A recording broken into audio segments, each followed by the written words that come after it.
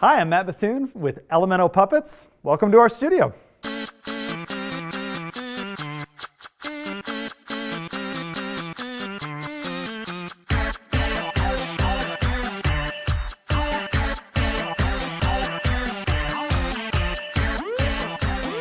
was a very shy kid, but I did whatever my brother did. And so my brother took an acting class, and it must have been when I was about 5. And I just followed him into it to the surprise of my parents and loved it. And I continued all the way through high school. But there came a point in high school where I got sick of playing the same role over and over and over again. And I had a friend who suggested, he had a puppet, and he said, well, try this. I mean, you can do any kind of character you want with a puppet. And there was a little light bulb that went off for me and said, oh yeah. This week's word of the week is scare. S-C, wait, where's the word scare? I don't see it anywhere. Where is the word scare? Oh! I was a huge Muppet fan as a kid. I watched Sesame Street way later than is probably the normal age to watch Sesame Street. Unabashedly, I loved it. I loved puppets all my life. Knock, knock. Who's there? Interrupting cow. The interrupting Lou!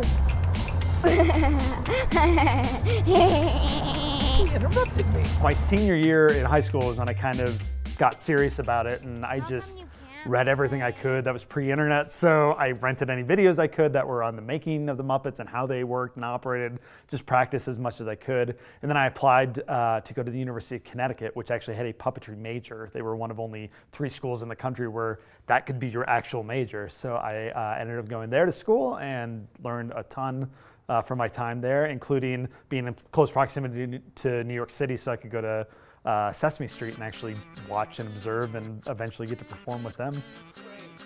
One of my fellow freshmen at UConn he was from Chicago, and he knew a man named David Rudman who lived in Chicago too, but was also Baby Bear and some other characters on Sesame Street. So David Rudman had invited my friend to set a Sesame Street and said, oh yeah, and bring a friend. So I was lucky enough to be that friend. So about 2 months into my freshman year, I got to go on my first ever trip to New York City, and I could finally tell you how to get to Sesame Street. You take the R train. Hello, journalist. How are you? Welcome to Germany. Evidence. Can you see anything behind me?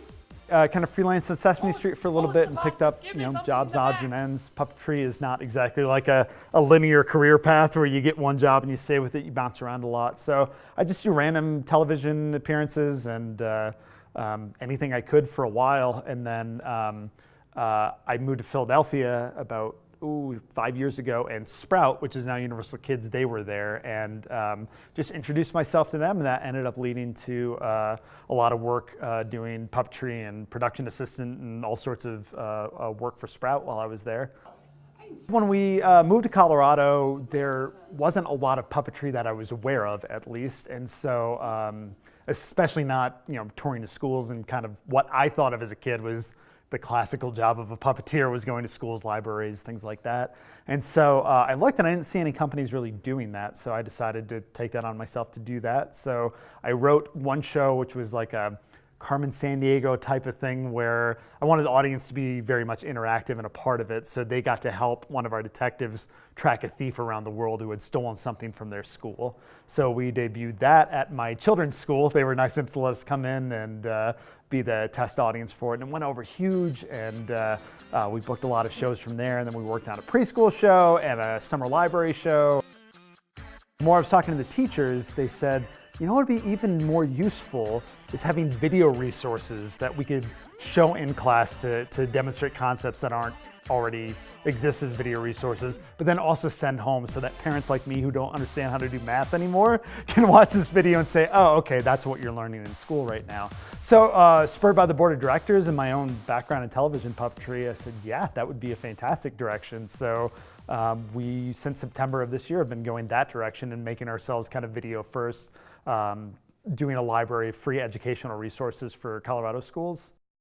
As a nonprofit organization, we rely heavily on volunteers, and I put together a little meetup that was trying to train some puppeteers and things like that. And that's when Pam Gray and Bob Smith walked into my life, trying to learn more about television puppetry. But I found out both of them were incredible artists. Bob is an industrial designer, and Pam as a doll maker. And Pam had a real interest in learning how to make Muppet-style puppets. So we just kind of set up a play date once, and I went over there with some ideas, and we realized these beautiful puppets out of that. And so ever since then, Pam's been my go-to. Anytime I need a puppet, I go to her with whatever crazy idea I have, and she seems to make it work somehow, which is fantastic.